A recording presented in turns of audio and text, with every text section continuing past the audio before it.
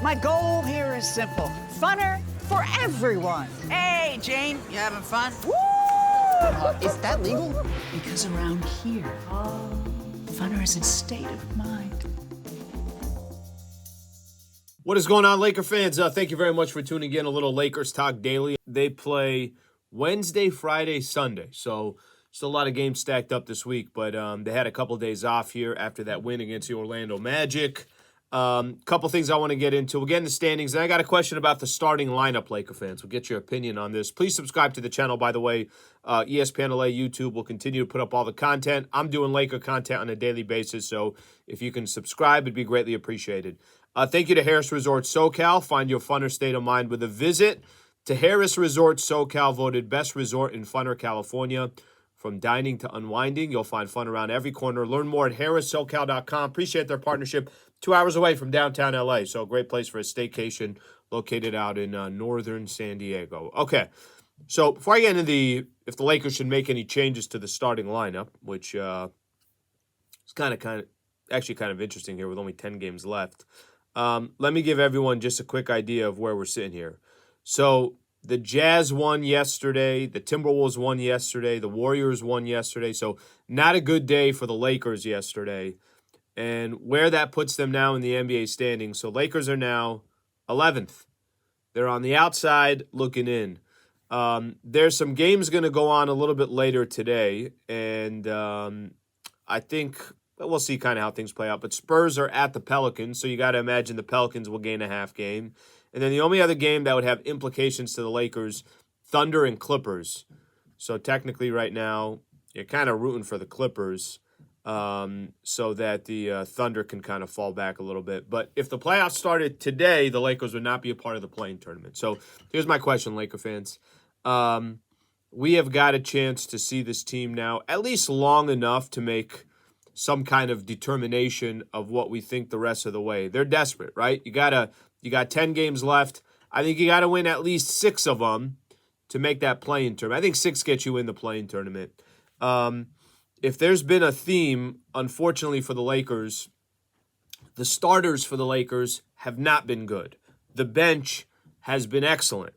So the question I got for Laker fans out there is, should the Lakers make a change to the starting lineup? I think there's a couple guys that come in mind of, I would say, who are vulnerable to losing their starting spot. But the question I guess you got to ask yourself is, do you really want to make a change now with 10 games left to go? You could look at it both ways. You could say, no, just kind of ride it out. These guys are already getting familiar with each other. Don't screw up the bench either. The bench has been fantastic. But at the same time, I think you can make the argument, say, well, you only got 10 games left. You got to just, desperate times call for desperate measures, and sometimes you just got to do things that you're not also comfortable with, or you're not sure what the result is going to be because of the desperate measures. 2 guys would be my question mark of whether you want to keep them in the starting lineup or you want to take them out. All right.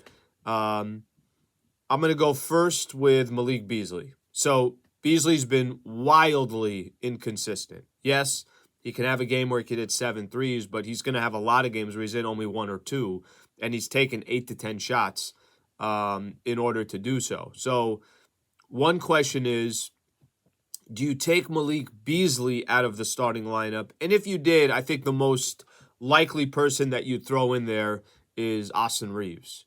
So Reaves in his last game, 35, 6, and 6. Reaves has been great. Do you want Austin Reaves to come off the bench, or do you want Austin Reaves in that starting lineup and maybe the Lakers aren't kind of digging themselves a hole right out the gate?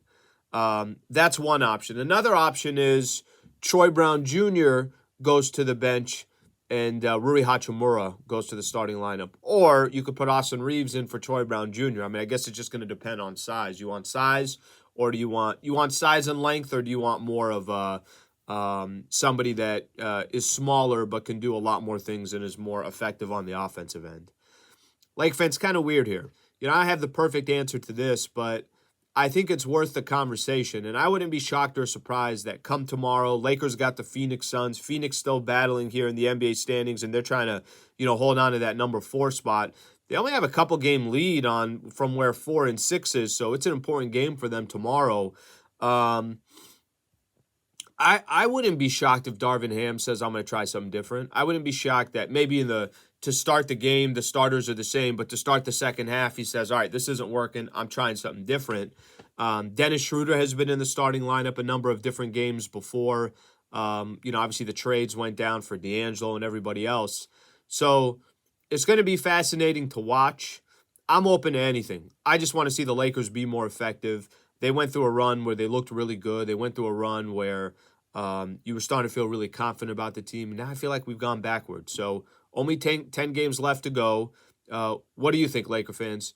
Should there be some changes made to the starting lineup? And if there should, what should those changes be? So I appreciate you guys tuning in. Please subscribe to the channel. I'll be back tomorrow previewing the Lakers and the Suns. Thanks, Laker fans.